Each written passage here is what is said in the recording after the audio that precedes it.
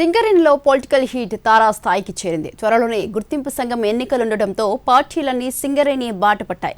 ఇప్పటికే కవిత బొగ్గుబావి బాట పడితే బీజేపీ నేత కిషన్ రెడ్డి భరోసా యాత్ర సాగిస్తున్నారు. తాము సైతం అంటూ కాంగ్రెస్ బీఆర్ఎస్ మీడియా సమావేశాలతో హీట్ పుట్టిస్తున్నాయి. సింగరేణి గుర్తింపు ఎన్నికలు పార్టీకి ప్రతిష్టాత్మకంగా మారాయి. కవిత సింగరేణిలో పర్యటించారు. ముఖ్యంగా భద్రాద్రి జిల్లాలో 3 రోజుల పాటు కార్మికులను కలుసుకుంటూ ముందుకు సాగారు.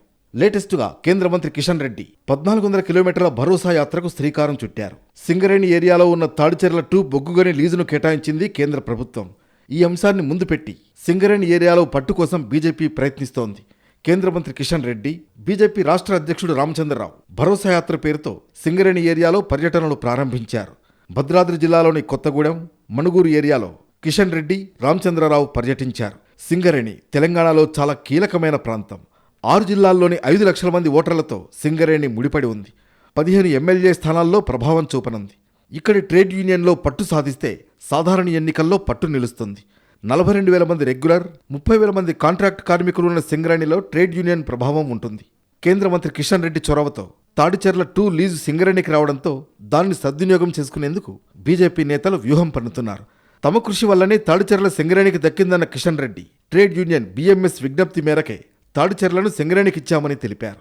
Coal India, Mahanadi coal fields, western coal fields, ఆ రకంగా దేశంలో ఉన్నటువంటి 15 కంపెనీలు, రాష్ట్ర ప్రభుత్వ కంపెనీలు కానీ కేంద్ర ప్రభుత్వ కంపెనీలు కానీ వేలం పాటలో పాల్గొని బొగ్గు బ్లాకులు తెచ్చుకున్నారు.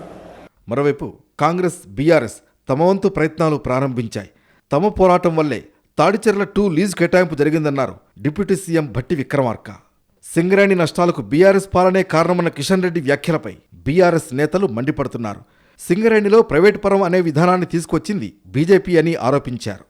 తాడిచెర్ల 2 బ్లాక్ సింగరేణి నిధులు ఖర్చు పెట్టి వాళ్ళ మెకానిజం తోటి ఐడెంటిఫై చేసుకొని అప్పటి నుంచి పోరాడుతూ తెలంగాణ వచ్చిన తర్వాత కేసీఆర్ గారు ముఖ్యమంత్రి అయిన తర్వాత దాన్ని వెంటబడి అది సాధించే ప్రక్రియలోని భాగమే ఈ తాడిచెర్ల 2 బ్లాక్ మైన్.